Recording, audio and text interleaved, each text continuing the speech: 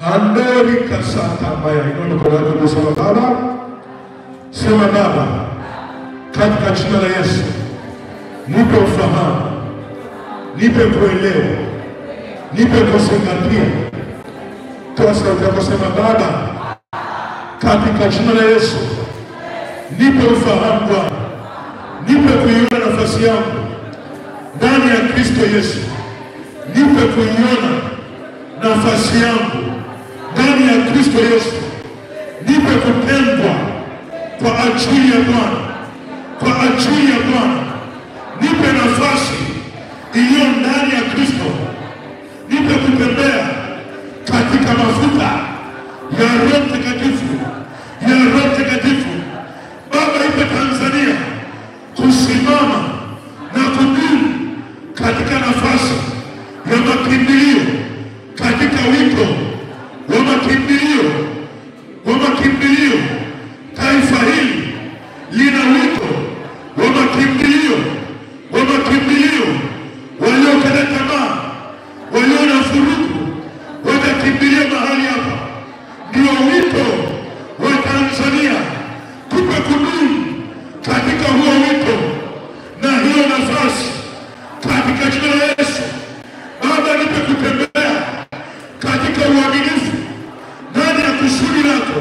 Lipe kanisa la Tanzania kusimama na kudumu na kuendelea katika uaminifu, katika uaminifu, katika uaminifu, katika uaminifu, katika jina la Yesu, katika jina la Yesu. Roho Mtakatifu, sema na mimi leo. Fungua akili zangu, fungua moyo wangu, nipe kuelewa, nipe kuelewa, nipe kuliishi neno, nipe kulifanyia kazi, likakae kwa wingi ndani ya moyo wangu, likasababishe maajabu, likasababishe uzima, likasababishe kibali, likasababishe ukombozi, likasababishe uponyaji.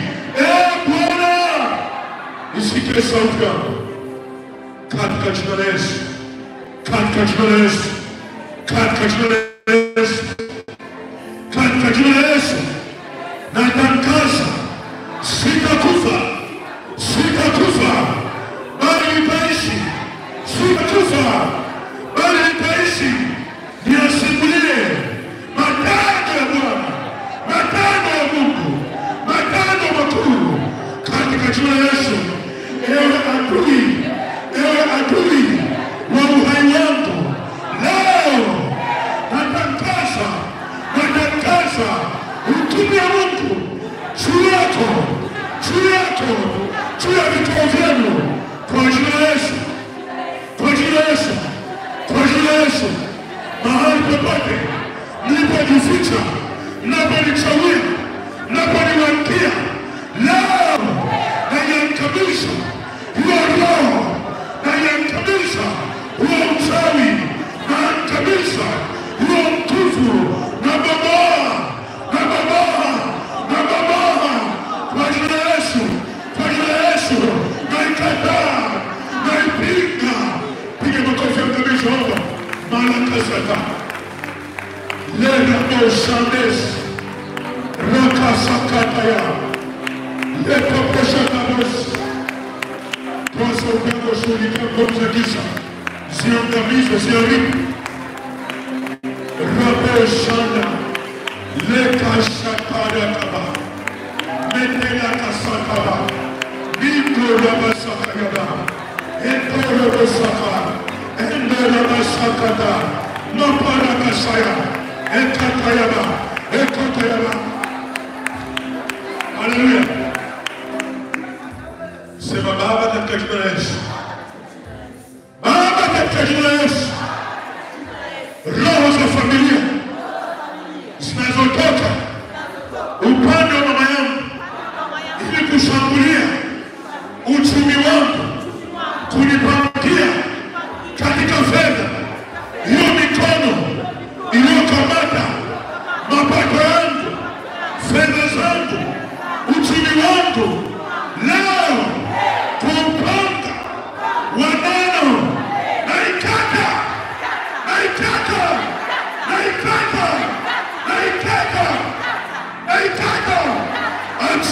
Mungu. Achia fedha. Achia. Achia. Tomato. Achia. Achia. Achia. Achia. Achia. Uma sakata. Sayaba. Omba. Kwa sauti yako. Angamize zoro. Shekara baba sada. Makara baba sada. Nara baba sada baba. Ekeke kara baba. Ekoro sakata baba. Ekara baba sada. Shana. Ekara kaya. Ripo baba sada baba. Tunaachilia moto kule kijijini, tunaachilia moto katika miungu yao, tunaachilia moto moto wa mtakatifu, moto wa kuteketeza, moto wa kuangamiza, tunaachilia moto wa mtakatifu, tunaachilia moto, achia ujumbe mtakatifu, achia. Karama sanga bush, liperere sanga, yango baka sanga, lepora masaya. Iko rabosa, etere rabosa, bendo rabosa, bando rabosa yaba, diale sayaba, le rabosa yaba, maraka sayaba. Katika jina la Yesu. Sema Baba katika jina la Yesu. Omba Baba katika jina la Yesu. Roho yote inayonishambulia ili nikate tamaa, ili ninungunike. Roho yoyote inayonishambulia, nguvu za kipepo zinazonishambulia ili nikate tamaa ya maisha, ili ninungunike, hizo roho kuanzia leo nazibomoa.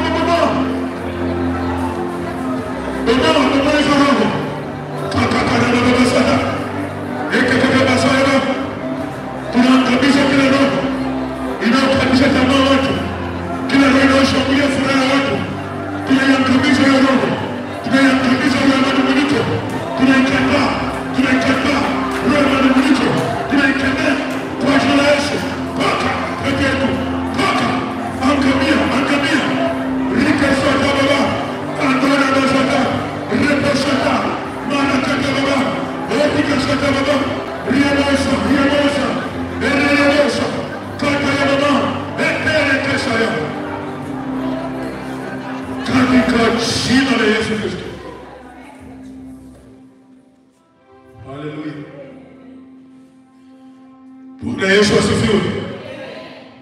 Bwana Yesu asifiwe. Bwana Yesu asifiwe. Nimesema Bwana Yesu asifiwe. Haleluya. Amen. Karibu keti. Chukua daftari lako. Sioni mtu ambaye haandiki. Nimesema hapa ni mahali pa mafunzo. Na ukiandika nenda kafuatilia nyumbani. Nisione mtu ambaye tutaanza kushangaa. Hapa sio mahali pa picnic. Kama unataka picnic, unataka vacation, nenda Zimbabwe kule karibu ya mawe. Angalia jinsi safari wanavyokimbia. Hapa ni mahali pa kujifunza. Unataka kanisa ambalo ni strong and victorious church.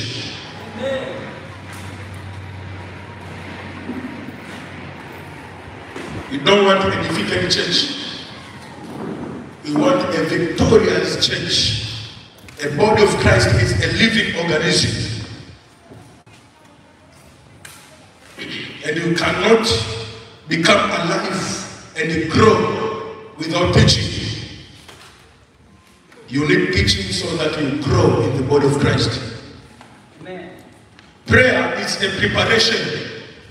It is not a growing. It's a preparation for you to grow. When you pray, you prepare yourself to receive revelation from the Holy Spirit. And the revelation from the Holy Spirit is what grows you spiritually, your understanding, your knowledge, Your wisdom grows because of the teaching.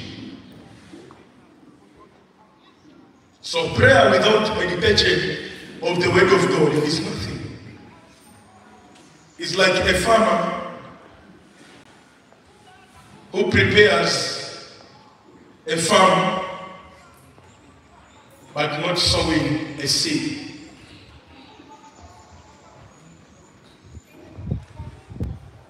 Grasses will grow again. Ujumbe wangu wa leo ni ujumbe unaohusu wale waliokata tamaa. Wale, sijasema wao ndio ujumbe. Nimesema makundi yanayohusu na ujumbe. Ni wale watu ambao wananung'unika sana. Tunanung'unikia Mungu na watumishi wa Mungu. Ni wale watu ambao wanashambuliwa na roho ya hofu sana kwenye maisha yao. Na inasababisha kwa mlango wa kunyang'anya kile ambacho Mungu amewapa au anatarajia kuwapa. Kwa ujumbe wangu wa leo unahusu siri za wokovu. Siri za wokovu. The secret of salvation. The mystery of salvation. Siri za wokovu. Siri za wokovu. Siri za wokovu.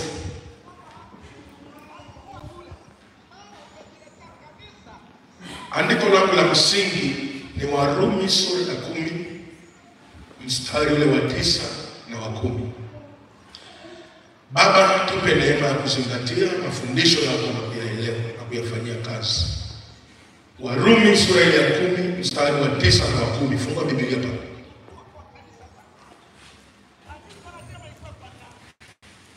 Anasema kwa maana ukimkiri Yesu kwa kinywa chako ya kuwa ni Bwana na kuamini moyoni mwako ya kuwa Mungu alimfufua katika wafu, utaokoka. Mstari wa 10. Kwa maana kwa moyo mtu huamini hata kuhesabiwa haki, na kwa kinywa ukiri hata kupata wokovu. Tusome wote kanisa. Warumi sura ya 10 mstari wa 9. Twende. Warumi sura ya 10 mstari wa 9 na ule wa 10. Tufike wote pale. Warumi sura ya 10 mstari wa 9 na 10. Ujumbe wangu unafundisha siri za wokovu. Tusome kwa sauti, twende.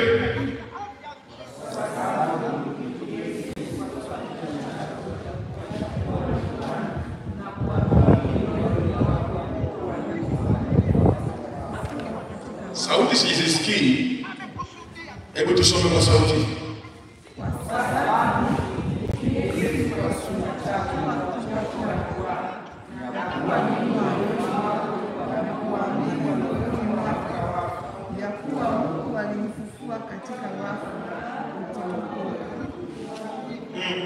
Hebu nisome kwa maiki.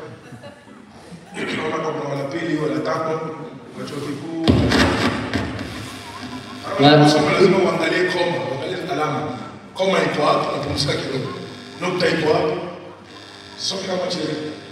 Warumi 9 sura ya 10 mstari wa 9 na wa 10.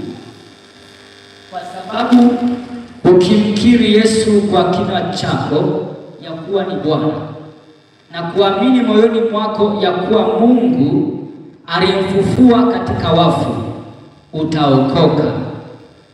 Kwa maana kwa moyo mtu huamini hata kupata haki, na kwa kinywa ukiri hata kupata wokovu. Bwana Yesu asifiwe. Nisikilize kwanza. Wanafikiri tunazungumzia kutubu dhambi. Hapana. Naomba tuelewe kwanza tunafundisha.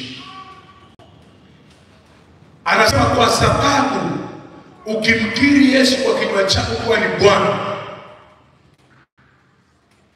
na kuamini moyoni mwako kuwa Mungu alimfufua katika wafu, utaokoka. Kwa maana kwa moyo mtu huamini hata kuhesabiwa haki, na kwa kinywa hukiri hata kupata wokovu. Kwa hiyo wokovu unaozungumzwa hapa ni wa mtu ambaye tayari alishaongozwa sala ya toba. Sasa anaingia kwenye maisha ya ulimwengu huu, yupo ulimwenguni bado, na hayo maisha ya ulimwengu yana dhiki, yana tabu, yana vita, yana misukosuko, yana magonjwa, yana kukatishwa tamaa, yana kila msongamano wa mashambulizi ya giza.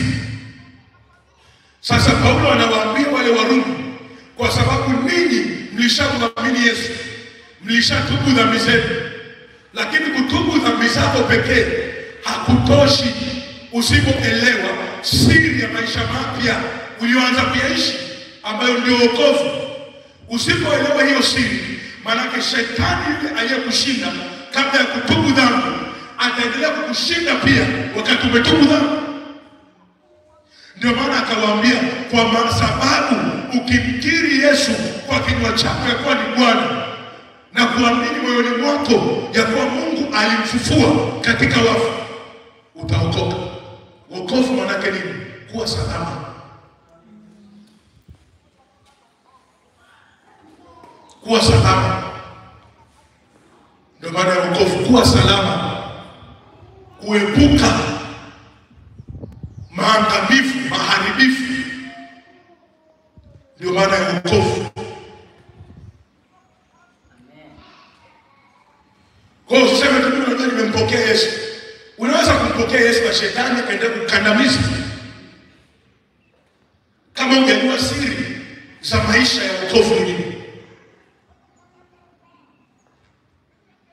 Ndio maana Paulo anawaambia wale wa Korinto, hata imekuwa mtu akiwa ndani ya Kristo amekuwa kiumbe kipya. Sio Kristo akiwa ndani yako, lazima uchukue hatua ya kuingia ndani yake. Akibaki ndani yako, Yesu alikuwa kwenye sheki, alikuwa kwenye ile merikebu amelala, na dhoruba imetokea na mitume wanaona tunakufa, na Yesu yuko pale pale. Yesu anaweza akawa ndani yako na ukafa kabla ya wakati wako, kama usipoelewa hizo siri ambazo nitakufundisha leo. Anaweza kuwa ndani yako na ukasumbuliwa na ukashambuliwa na ukanyamazishwa na adui hayuko ndani yako.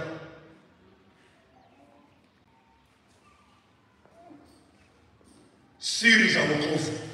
Matendo ya Mitume sura ya 27, utasoma yote nyumbani, nakupa homework. Tena nyumbani leo soma Matendo 27.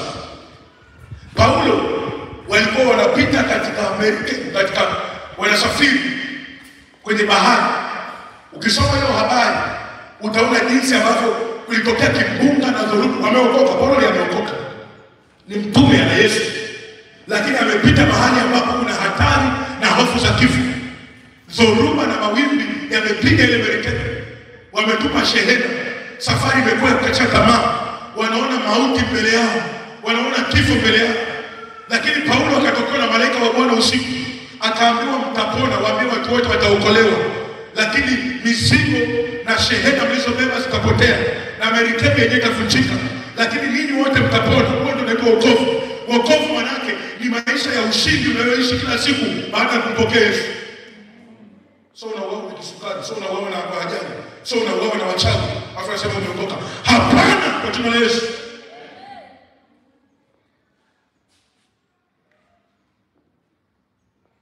So Matendo sura ya 8 mstari wa 21. Matendo 8:21. Kanisa lazima uelewe. Takufundisha siri mbili leo za wokovu. Matendo 28 mstari wa kwanza tulisome.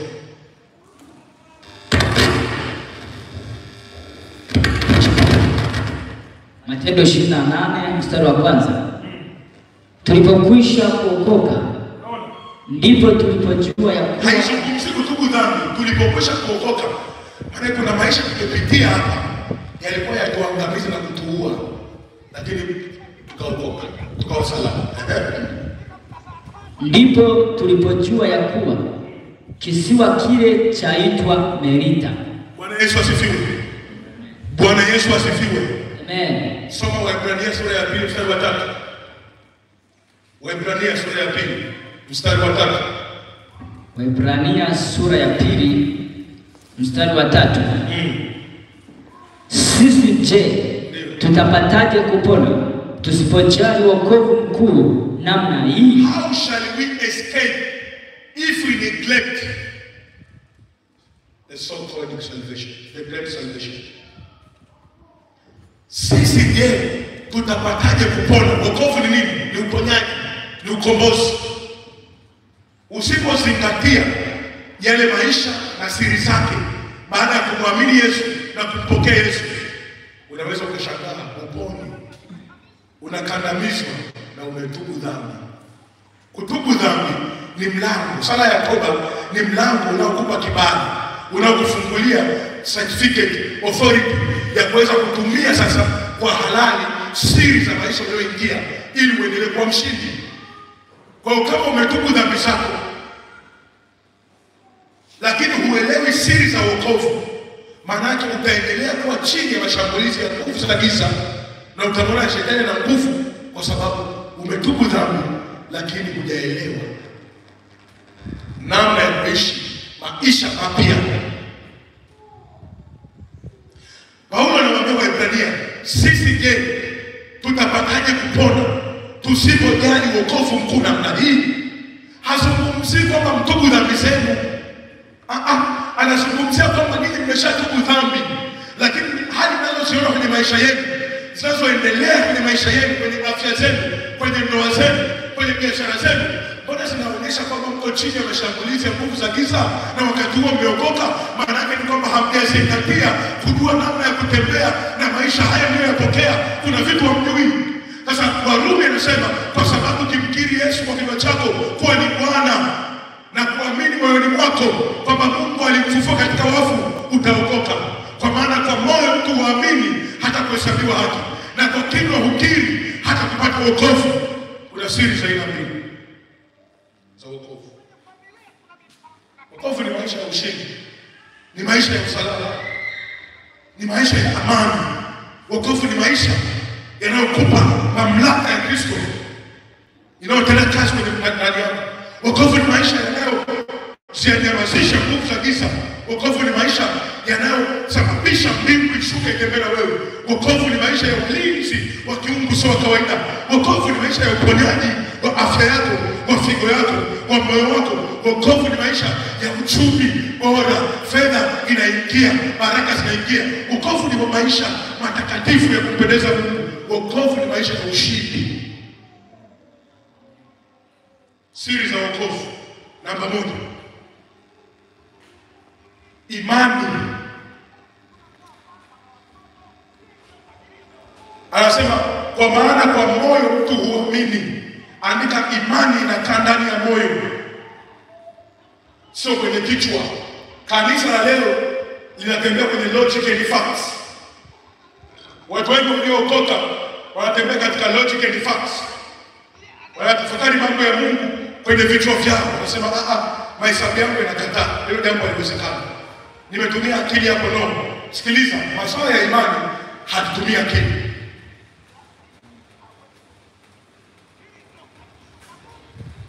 Na amesema mtumaini Bwana kwa moyo wako wote, maana yake muamini Bwana kwa moyo wako wote. Wala usizitegemea akili zako mwenyewe. Hatutegemea akili, tunatumia akili lakini hatutegemea akili. Akili haiwezi kuwa na maamuzi juu ya mtu aliyeokoka isipokuwa imani. Kwa anasema kwa maana ukiamini ndani ya moyo wako, unaamini nini? Andika, unaamini ile nguvu ya ufufuko, ya kwamba chochote kilichokufa kinaweza kufufuliwa tena. Hii inazungumzia moyo, yani ndani. Imani inakaa ndani ya moyo. Unaamini nini? Unaamini ile nguvu ya ufufuko, ya kwamba chochote kilichokufa kinaweza kufufuliwa tena. Kama ni biashara imekufa, unaamini kwamba inaweza kufufuka tena. Kama ni mwili wako una maradhi na magonjwa, unaamini kwamba unaweza kupata afya tena. Kama ni ndoa yako ipo hatarini, unaamini kwamba uponyaji unaweza ukatokea kwa hiyo ndoa tena. Kama ni kazi yako iko hatarini, unaamini kwamba iko nguvu inaweza ikafufua nafasi yako kwa upya. Na ndio sababu wanasema ukiamini ndani ya moyo wako ya kuwa Mungu alimfufua katika wafu, maana yake ni kwamba amini ile nguvu ya ufufuko iliyomfufua Kristo katika wafu, kwamba iko ndani yako na inaweza kufufua vyote vilivyokufa katika maisha yako.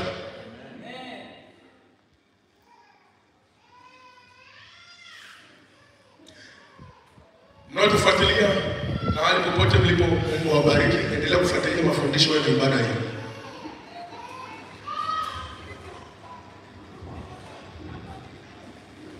Chanzo cha imani.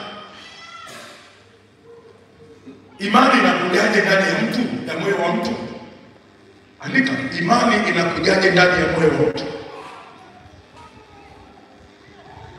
How does faith comes in your heart? Imani inakujaje ndani ya moyo wako? Warumi 10:17. Warumi 10:17. Warumi 10:17. Akasema basi imani chanzo chake ni kusikia. Kusikia sio imani, ila kusikia ni chanzo cha imani. Na imani huja kwa neno la Kristo. Hebu tusome bwana. Nataka nini watu wa World Good News Church na watu wote ulimwenguni ambao ni kanisa la Kristo tujue hizi siri na tutembee kwa hizi siri. Na kandamizaji na wachawi na waganga wa kienyeji na mapepo. Hii mahali ninapokaa mapepo na yahamisha na wachawi na wahamisha na waganga na wahamisha. Mahali popote nikienda lazima wakimbie. Hata tukianza huduma Tarime pale, viti vitano vya kwanza tuliuzwa na mganga wa kienyeji ambaye alikuwa anataka kuniambia sasa mimi na hamu tangu umekuja sasa unafanya kazi ya kuchukua na viti vitano vya mwanzo alitupa mganga wa kienyeji. Na yeye akaambia mkopo. Wewe sababu ile jamaa. Wewe umebanana na waganga na wachawi ndani kwako. Nakupa hii siri ukawaagisha leo. Wiki hii wakahame katika jina la Yesu. Wakuachie space sema amen. Tusome Warumi 10:17. Warumi 10 sura ya 17 inasema. Warumi 10 mstari 17.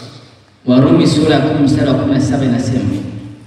Basi imani chanzo chake ni kusikia, na kusikia huja kwa neno la Kristo. Kwa hiyo imani yako, andika, imani inapatikana kwenye kujifunza neno na kukaa kwenye mafundisho. Imani haiji kama hewa. Hata yule mtu aliyetukuza dhambi zake kwanza alisikia ndio akaamini. Alafu akamkiri Yesu kwa sababu Yesu alisamehe dhambi zangu. Kwa imani inapatikana kwenye kukaa, kujifunza neno na kudumu kwenye mafundisho. Kwa kanisa ambalo halipendi mafundisho na halipendi kusoma neno la Mungu, litakuwa linatangatanga kwenye maombezi kila siku. Kwa sababu halielewi siri za kuishi maisha mapya. Kwa imani inapatikana pale ambapo unajifunza neno. Ndugu zangu, tuwe na tabia ya kusoma Biblia ili kujenga kiwango cha imani yako na kukiinua. Soma neno la Mungu. Anasema chanzo cha imani huja kwa kulisikia neno la Kristo. Jifunze kusikia Biblia inachokueleza, na ikikwambia umepona, amini umepona. Ikikwambia umebarikiwa, amini umebarikiwa. Ikikwambia umeinuliwa, amini umeinuliwa. Ndani ya moyo wako jione hivyo. Umba hiyo picha ndani ya moyo kwamba mimi ni mtu mkuu niliyeinuliwa, ni mwana wa kifalme, ni uzao mteule. Mahali popote ninapokwenda, malaika wa Bwana wamenizunguka, wameweka ulinzi. Ofisi yote ninayoingia wananiheshimu. Kwa nini? Kwa sababu ndani yangu ninajua ya kwamba neno limeniambia mimi ni mtoto wa Mungu. Usisubiri nabii akwambie au mtume akwambie. Tunapokuambia sisi ni kukuinua imani yako, lakini Yesu Kristo anataka kusema na mtu kibinafsi. Ndio maana amesema kusikia neno la Kristo linakuja kwa namna mbili, tatu. Neno la Kristo, moja, Kristo mwenyewe anaweza kujifunua kusema na wewe. Mbili, kupitia Biblia. Tatu, kupitia watumishi wake.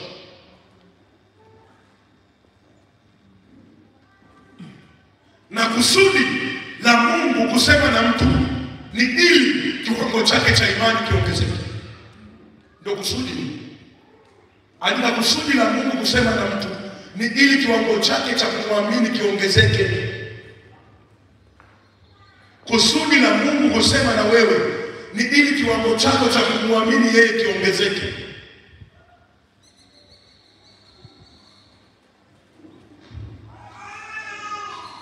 Kusudi la Mungu kusema na wewe juu ya afya yako ni ili kiwango chako cha kumwamini wewe juu ya huo ugonjwa unaopitia kiongezeke.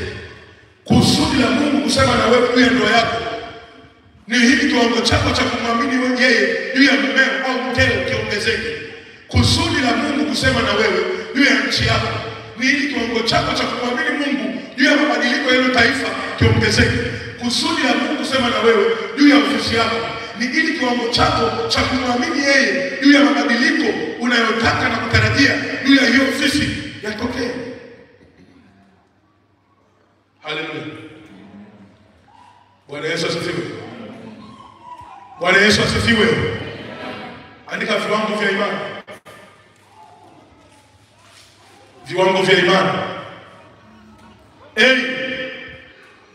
Imani haba. Weak faith, poor faith, little faith. Imani haba ni ile imani dhaifu. Imejaa mashaka, unaamini nusu, nusu una hofu. Hiyo ni imani haba. Imani haba ni ile imani imechanganyika na hofu. Robo unaamini, robo tatu na mashaka. Nusu unaamini, nusu na wasiwasi. Hiyo ni imani haba. Yesu aliwaambia wanafunzi wake, enyi kizazi cha imani haba, niseme na nini hata lini? Nikae na nini hata lini?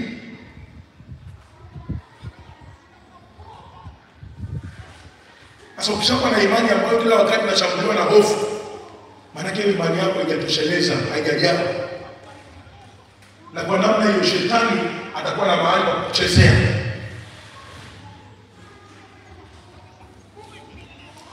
Kiwango cha pili cha imani kubwa au imani kuu. Nimesema imani inakaa ndani ya moyo, sio kwenye fahamu akili zetu. Imani kubwa au imani kuu. Siri za wokovu hizo ya kwanza ni imani. Lazima uwe na imani inayokaa ndani ya moyo. Mathayo 8 mstari wa 8 hata ule wa 6 mpaka wa 10. Chapa. Fungue Biblia pale. Mathayo sura ya 8 mstari ule wa 6 mpaka wa 10. Uone imani kubwa ni nini? Imani kuu ni ipi?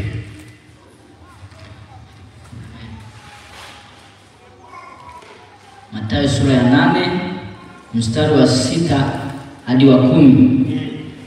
Akamsihi akisema, Bwana, mtumishi wangu amelala nyumbani, mgonjwa wa kupooza, anaumwa sana. Yesu akamwambia, nitakuja nimponye. Nitakuja nimponye. Yule akida akamjibu akasema, Bwana, mimi sistahili wewe uingie chini ya dari yangu, lakini sema neno tu na mtumishi wangu atapona. Kwa maana mimi nami ni mtu niliyewekwa chini ya mamlaka, mwenye askari chini yangu. Nikimwambia huyu nenda, uenda, na huyu njoo, uja, na mtumwa wangu fanya hivi, ufanya. Mstari wa 10. Yesu aliposikia hayo alistaajabu, akawaambia wale waliomfuata, amini nawaambieni, sijaona imani kubwa namna hii kwa yeyote katika Israeli. Haleluya. Imani kubwa maana yake nini? Ni kuiamini mamlaka iliyo ndani ya neno. Narudia tena. Imani kubwa maana yake nini? Ni kuiamini mamlaka iliyo ndani ya neno. Yule akida alimwambia Yesu, mimi ni akida, ni afisa wa polisi. Nina watu wako chini yangu, nikisema njoo anakuja. Nenda anaenda, kwa neno langu tu lina mamlaka. Si zaidi neno lako Bwana Yesu kitamka kwamba mwanangu amepona, atakuwa amepona. Wewe sema tu, huhitaji kuja nyumbani kwangu. Ninaamini katika mamlaka iliyo juu yako mamlaka ya neno.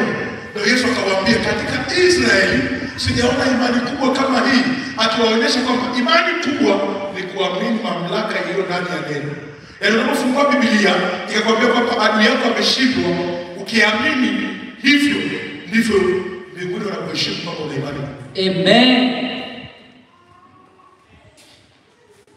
Lakini ukitafuta eti mtumishi wa Mungu ni kweli wameshindwa, imani hapa.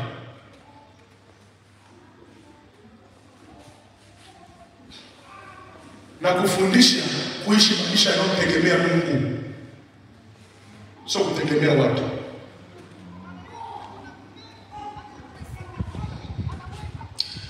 Tulipokuwa tunafanya maombi kwenye grupu siku moja pale, kuna wale jamaa wa Kenya walimsikia. Anasema tangu ameenda Kenya, hajaenda kanisa lolote. Mimi nikaenda karibu miaka 3 Omondi na mke wake. Na wamehamia Kenya mwaka 2020. Mpaka leo ni miaka 5. Mimi na mitano. Ile nilichowafundisha pale kinadumu ndani yake. Alisema kwenye grupu pale, na yeye nilimsikia. Hata kwa watu ambao kila saa wanatafuta maombi, tutaona mtu ambaye anafahamu Biblia imemwambia nini na ndivyo kilivyo.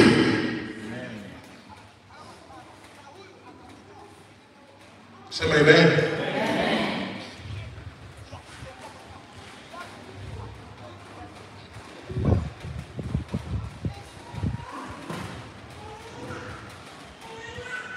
Sasa kanisa lisipofundishwa hivi vitu linakuwa kwenye hali ya utegemezi.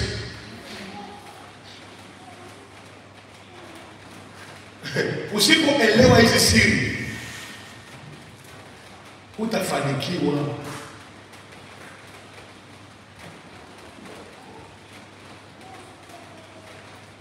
Yesu aliposhangaa kwamba huyu mtu nimemwambia nitakuja nyumbani kwako kumponya kijakazi wako, mwingine akasema Yesu anakuja leo.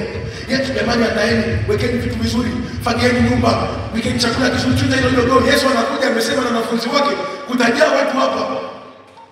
Ile bwana alimwambia, Bwana mimi sistahili uje kwenye gari yangu, wewe sema neno tu na mtumishi wangu atapona. Yesu alipokuwa ametoka ile eneo na wanafunzi wake akawaambia, sikilizeni, hakuna imani kubwa niliyoiona kwenye Israeli, hata nyinyi mtume wangu je, hamjafikia imani ya jamaa. Huyu jamaa amesema nikitamka neno anaamini kwamba imekuwa.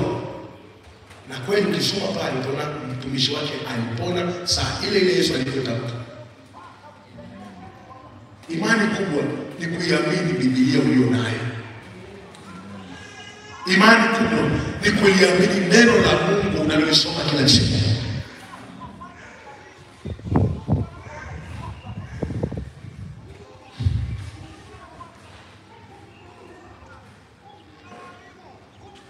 Nishukuru baada ya muda fulani. Kasema mtumishi wa Mungu alitufundisha, katujenga kumtegemea Mungu.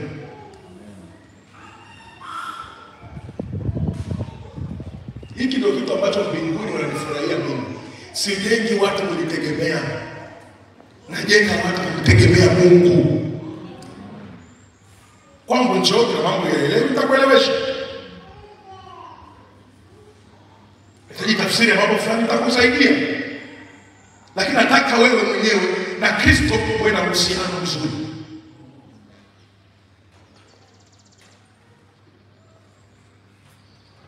Kwa sababu kila mmoja akiwa na uhusiano mzuri na Bwana Yesu, tumepona. Tumepona. Tumepona.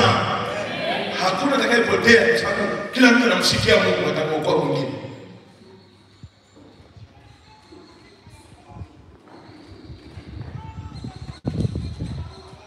Marko 9:23.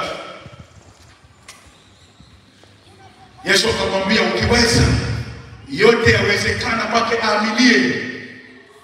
Amini ndani ya moyo wako kwamba yote yanawezekana. Kama hayawezekani, maana yake kiwango chako cha imani kipo chini. Amua sasa kutenga muda wa kulitafakari neno na ahadi za Mungu na umwambie Mungu, nisaidie kuamini kwamba yote yanawezekana. Yesu sio Mungu.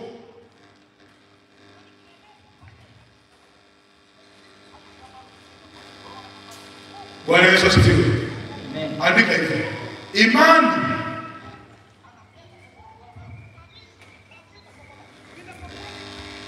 inapojaa na kufurika ndani ya moyo wa mtu,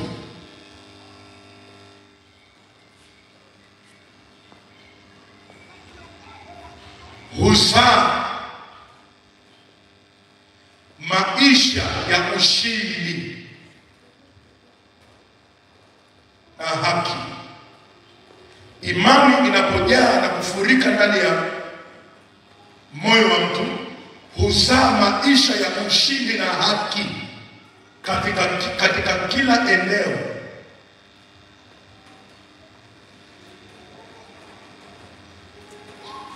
Imani inapojaa na kufurika ndani ya moyo, huzaa maisha ya ushindi na haki kwenye kila eneo. Kwenye uchumi kutakuwa na haki na ushindi, kwenye afya kutakuwa na haki na ushindi, kwenye ndoa na familia kutakuwa na haki na ushindi, mtaani unapoishi kutakuwa na haki na ushindi, ofisi unafanyia kazi kutakuwa na haki na ushindi. Inazaa maisha. Imani inazaa maisha. Kwa maana tunafanya siri za wokovu. Siri za wokovu maana yake ujue namna ya kutembea katika maisha mapya uliyoyachagua. Hapa sikwambia habari ya kutubu dhambi. Umeshamwamini Yesu, umeshatubu dhambi zako. Lakini kuna vitu ambavyo usipovielewa, maisha yako haya mapya yatakuwa kama yale ya zamani tu. Hakutakuwa na tofauti. Kuku wakiingia kideri ndani kwako na wakako wanasomba. Wale wasiookoka kuku zao zinakufa, na wewe uliokoka na kuku zao zinakufa. Nimpige busu mwenye wapi nyinyi? Unachosema ndicho kinachotoa matunda kwenye maisha. Bosi wangu ni mbaya, ni mtu mbaya sana. Ndivyo bosi unavyomuumba atakuwa mbaya kweli kweli.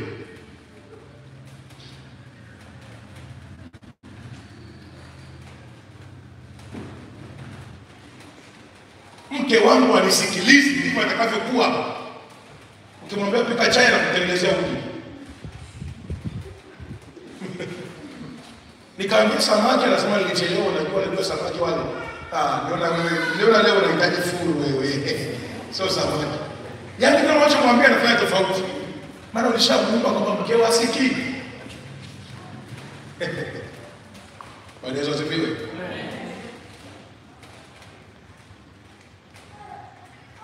Haleluya. Ndio mtu mmoja mwambie angalia kinywa chako. Baba, yaani tunamwambia baba mnaniumba.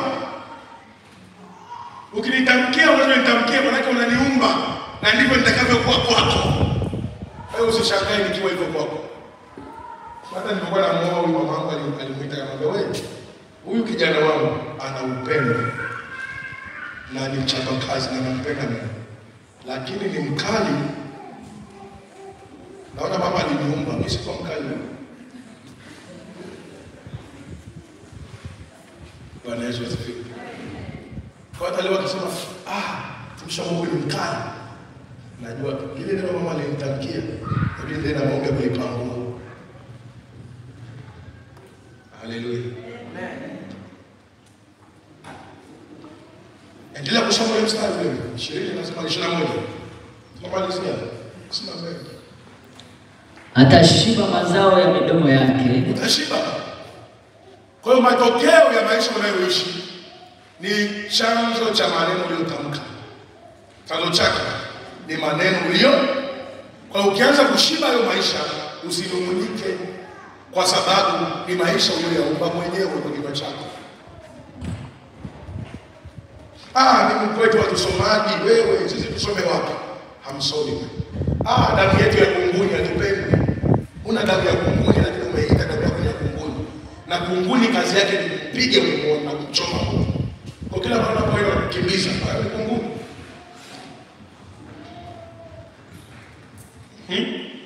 Mauti na uzima huwa katika uwezo wa ulimi. Na wao waupendao watakula matunda yake. Maana yake tamka mauti kwenye ile nguvu inayokupesa. Tamka uzima kwenye yale unayotaka yaingie na Bwana. Usijichanganye ukaanza kutamkia maisha yako mauti, utakula mauti. Mauti tunaitamka kwa nguvu za giza. Shindwa katika jina la Yesu. Tunakuangamiza, tunakuua ile pepo mchafu.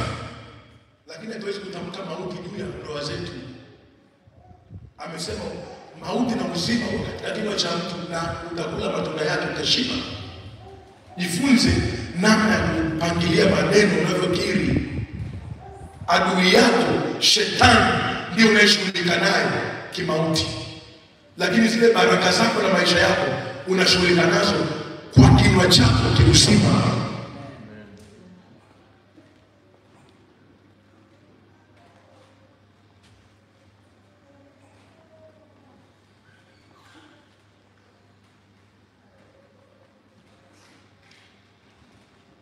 Hata hii Afrika hii hapo tuko dunia ya tatu.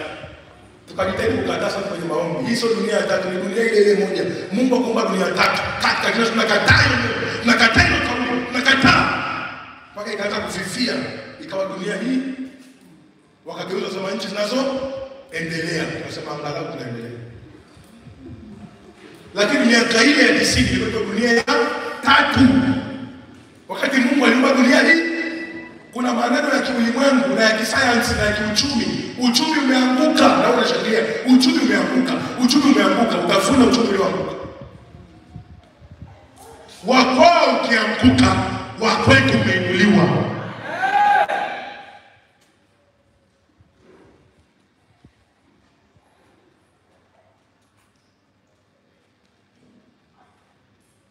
Haleluya. Siri za maisha ya wokovu ndio hizo.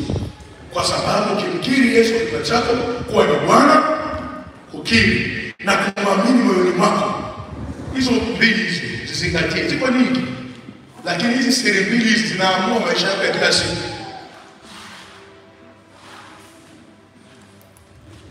Sasa huko ulipotoka nyumbani, umekiri kushindwa.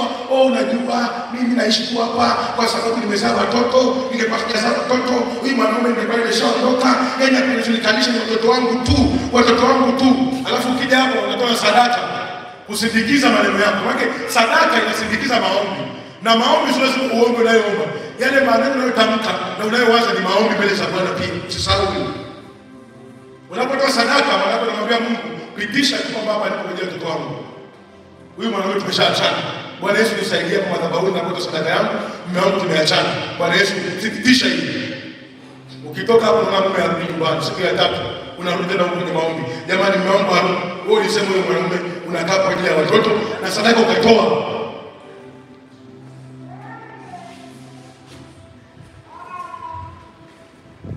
Nafikiri maombi ndio tunayoomba hapa.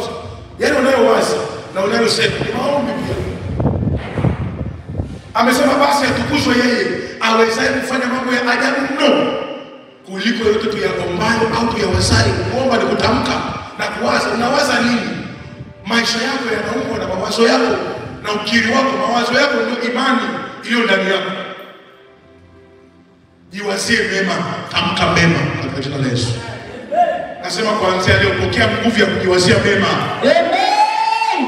Amen. Ya kukiri mema. Amen.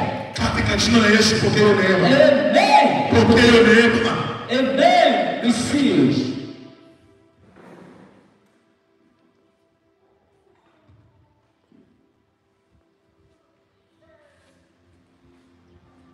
Soma Biblia. Tupo hivyo.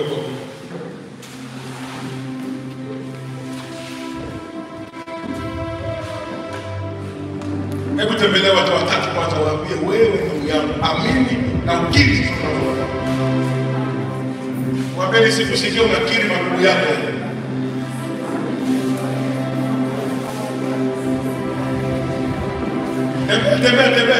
Tembelea watu.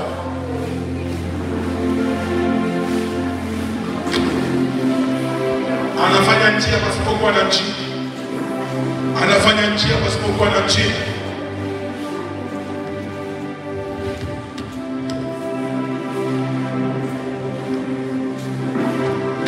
Shike mtu mmoja, mwambie katika jina la Yesu, kuanzia leo, kuanzia sasa, na kutamkia ile nguvu iliyokufunga ukawa unakiri kinyume, unakiri kushindwa, hiyo nguvu na hii amuru sasa ikuachie katika jina la Yesu. Ikuachie katika jina la Yesu, katika jina la Yesu. Kuanzia sasa na kutangazia, kiri mema, pokea neema ya kukiri ushindi, pokea neema ya kukiri ushindi kwa jina la Yesu, kwa jina la Yesu, kwa jina la Yesu, kwa jina la Yesu. Kiri ushindi. Hebu tangaza ushindi sasa. Nisikilize, wakati wa ibada wanaimba, eneo lolote ambalo unaona kuna shida, kuna udhaifu, iwe ni afya, ni uchumi, ni ndoa, ni familia, ni watoto, ni biashara, ni nini, litangazie ushindi leo. Wakati wa ibada wanaimba, wanaabudu, wewe tangaza ushindi. Tangaza ushindi. Usinyamaze. Tii maagizo yanayokupa. Tia maagizo, tia maagizo. Endelea kuomba. Endelea kuomba, endelea kuomba. Hamna kuongoza maombi, wewe kiri. Litamke ile eneo, litamke ushindi. Litamke ushindi. Litamke ushindi ile eneo. Kiri ushindi, kiri ushindi. Omba, omba, omba, omba, omba, tamka, tamka. Tamka kwa imani, imekuwa. Tamka kwa imani. Tamka kwa imani, tamka kwa imani, tamka kwa imani. Tamka kwa imani, tamka kwa imani. Endelea kutamka. Mahali popote ulipo, unapotufuatilia, tamka ushindi maeneo yote ya maisha yako. Yanayokutia changamoto, tamka ushindi, tamka ushindi, tamka ushindi. Inakuwa sasa. Tamka, tamka, tamka. Kiri, kiri, kiri, kiri. Shakara bakaya baba. Kaba baba baba shakara baba. Shakara baba shakara baba. Mekeke kaba baba shakara baba. Unatengeneza njia. Unatengeneza njia maji. Tamka, tamka, tamka, tamka.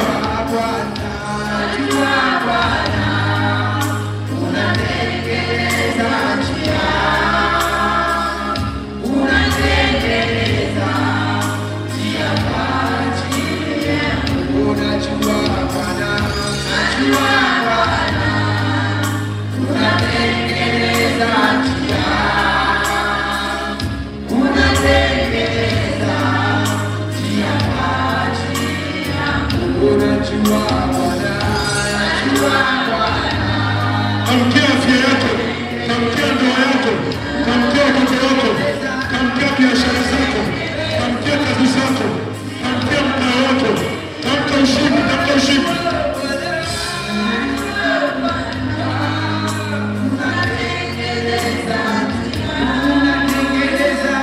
Unatengeneza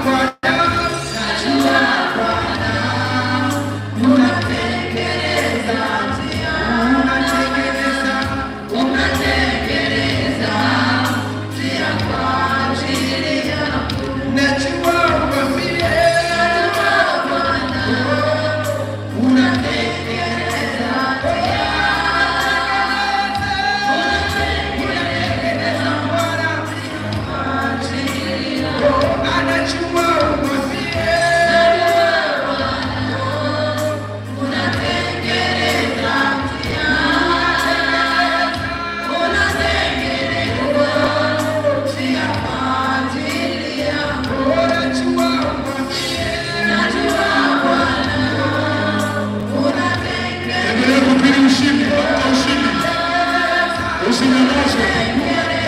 Tamkia ushindi maisha yako. Tamkia ushindi maisha yako.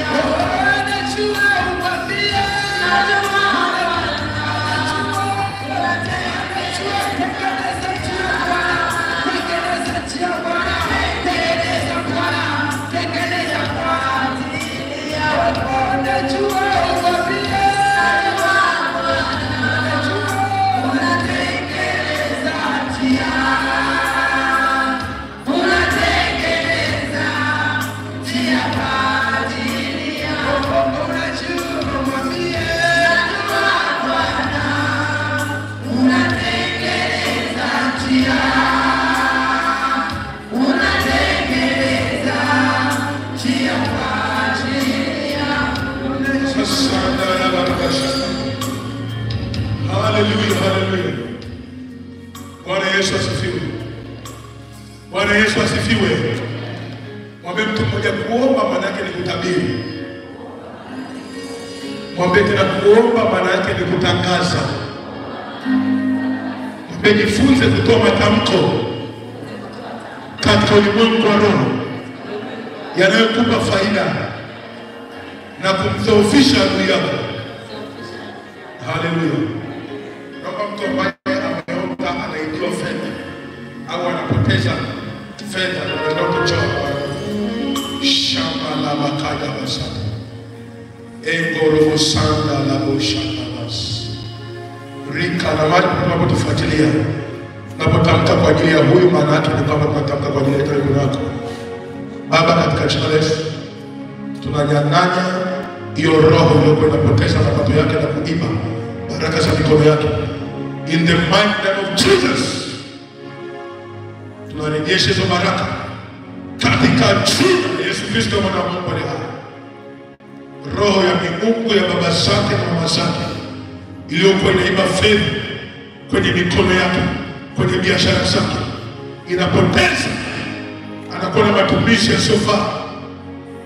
Tunaikataza hiyo roho, tunaing'oa kwenye familia yako, tunaiangamiza katika jina la Yesu. Tunaachilia nguvu ya damu ya Yesu kwenye mikono yake sasa.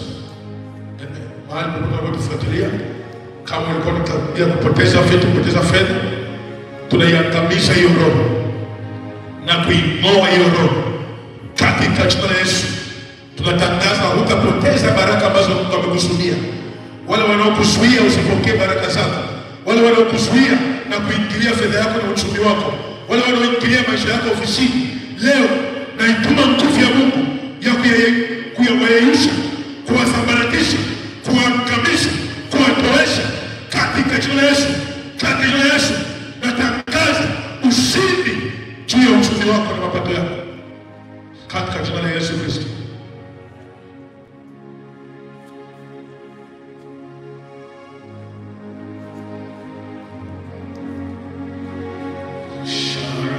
Delusa ekabara. Endelea kushukuru Bwana kwa ajili ya ufunuo wake. Shukuru Bwana Yesu. Endelea kumsema hata kama mahali pa ibada. Chomiti chom shamba. Mimi wanahudumia marafiki wageni. Wewe unayekuwa miezi 6 mwaka kufundisha, na kufundisha waweze kusimama. Endelea kumshukuru Bwana, endelea kumshukuru Bwana. Bwana Yesu.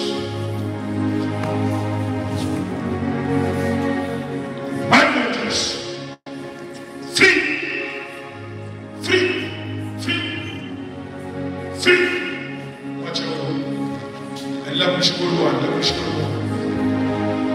Kama tendo yake makuu, mshukuru Bwana, mshukuru Bwana. Usinyamaze, omba.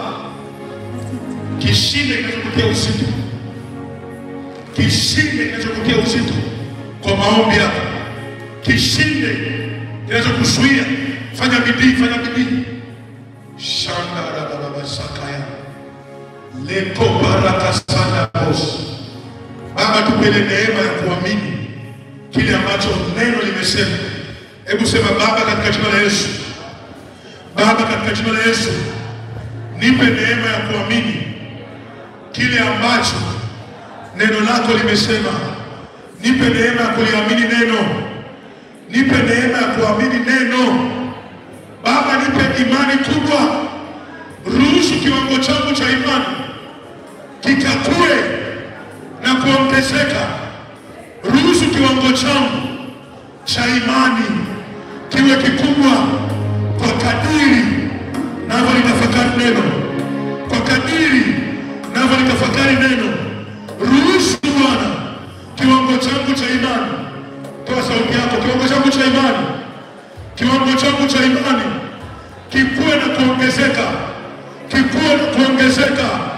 Kikue na kuongezeka katika jina la Yesu. Katika jina la Yesu. Katika jina la Yesu. Omba saka mara baba. Omba imani yako, omba imani yako ikue. Omba imani yako ikue. Omba. Pray. Shatara bakata. Mandara basakata. Mera kababa sanda. Rika mara baba saka baba. Ruhusu imani yako Bwana. Ruhusu imani yako iwe ndani yangu. Nisaidie imani yako Bwana Yesu. Umesema nikiweza yote yawezekana kwake aaminie. Umesema nikiweza. Umesema nikiweza yote yawezekana kwake aaminie. Baba niumbie imani mpya leo. Bwana Yesu nisaidie imani yako. Bwana Yesu nipe ile imani yako. Imani inayowezesha mambo yote. Imani inayofanikisha. Imani inayoleta upendo. Imani inayofungua. Imani inayokomboa. Nikiweza umesema yote yawezekana. Nipe kuamini leo Bwana ili yote yawezekane. Nipe kuamini mtakatifu. Nipe kuamini Bwana mabwana. Nipe kuamini Bwana Yesu. Umesema nikiweza yote yawezekana. Umesema nikiweza yote yawezekana kwake aaminie. Nipe kuamini Bwana. Omba imani yako, omba imani yako. Omba imani yako, omba imani yako, omba imani yako. Mwambie Roho Mtakatifu, nipe imani, nipe imani. Kata baba shanda na baba. Nisikilize. Kuna watu ambao wanaweza kuwa na imani kwenye afya. Yaani unapokuja ugonjwa hana hofu. Imani yake kwenye eneo la afya imekomaa. Kiasi kwamba hata ukisema ana ugonjwa wowote ule, anajua unatoweka. Lakini hana imani ya kupata fedha. Hana imani ya kubarikiwa kwenye kazi zake. Wengine wana imani ya kubarikiwa kwamba anapofanya vitu baraka zitakuwepo, faida itakuwepo. Lakini anapougua anadhoofika na kunyong'onyea. Hebu sasa enda mbele za Bwana, kamwambie Roho Mtakatifu akupe imani kwenye lile eneo ambalo una mashaka sana. Sema Baba katika jina la Yesu. Wewe unalifahamu mwenyewe neno gani? Baba katika jina la Yesu. Nipe imani. Mwingine imani yake haamini kwenye ulinzi wa Mungu. Akiona tu kuna mapopo, kuna mabunge analia, amechanganyikiwa. Eneo ambalo unaona unakuwa na hofu, mwambie Bwana Yesu nipe imani katika hili eneo. Sema Baba. Toa sauti yako Baba. Katika jina la Yesu. Unajua udhaifu wako Bwana. Unajua lile eneo linalonisumbua, linanipa mashaka, linanipa wasiwasi. Na wewe umesema mwenye haki wako ataishi kwa imani. Akisitasita huna furaha naye. Bwana, naleta mbele zako eneo na unipa mashaka, unipe imani juu ya hilo eneo, juu ya hilo eneo, juu ya hiyo hali, juu ya hilo jambo. Nipe imani Bwana, maana pasipo imani siwezi kushinda, siwezi kupenya. Nipe imani juu ya hilo eneo katika jina la Yesu. Nipe imani. Omba sasa kwenye hilo eneo, omba hilo eneo, omba akupe imani juu ya hilo eneo. Omba. Kama ni la ndoa, ombea akupe imani kwamba ndoa yako itadumu na kuwa ya furaha na baraka. Omba. Sara la shanda la baba. Ekerere busande lebo. Mando rabashatela.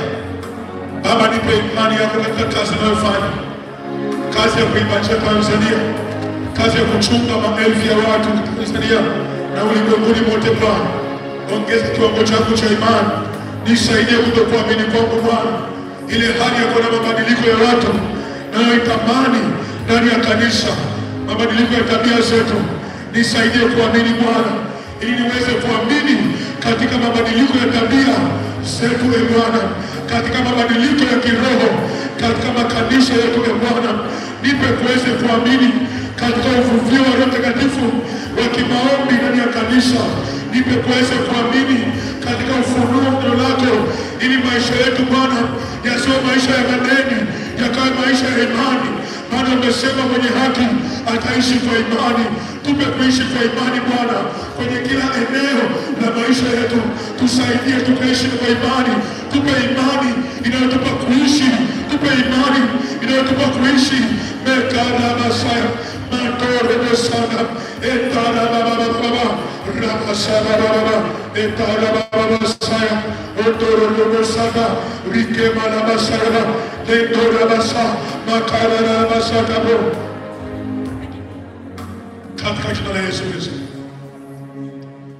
tunakwenda kuombea. Bwana, nipe hekima ya namna ninavyotamka kwenye kinywa changu. Usije ukatamka maneno yanayompa adui yako nafasi ya kukushinda. Manunguniko mengi, malalamiko mengi yanampa shetani nafasi ya kukushinda. Ndio maana wakati wa maombi huwezi kulala, hata kama kanisani mkono umelala kwa sababu ya manunguniko. Unaweza ukawa ufunguki kinywa chako, lakini kwenye moyo kumejaa manunguniko. Mwambie Roho Mtakatifu, nipe hekima ya namna ya kutamka, nijue namna ya kutumia kinywa changu vizuri. Weka mngojezi midomoni mwangu na mlinzi kinywani mwangu. Sema Baba. Toa sauti yako, sema Baba, katika jina la Yesu. Baba yangu wa mbinguni, katika jina la Yesu, nipe hekima yako katika kutamka. Nipe hekima yako katika kutamka kwangu. Nipe hekima yako. Leo nimejua nitashiba maneno ya kinywa changu. Nipe hekima yako Bwana. Weka mngojezi katika midomo yangu. Weka mngojezi kwenye kinywa changu. Weka mlinzi katika midomo yangu. Nipe hekima wakati wa kutamka. Nipe hekima kwenye ulimi wangu. Maana umesema ulimi ni kiungo kidogo, lakini matatizo yake ni makubwa. Roho Mtakatifu, finyanga ulimi wangu leo. Umba ulimi wangu leo. Umba maneno ya kinywa changu. Niumbie ulimi wako, maneno yako yakaje ndani yangu, nikayatamke hayo, nikakiri sawasawa na neno lako, sio na ulimwengu huu.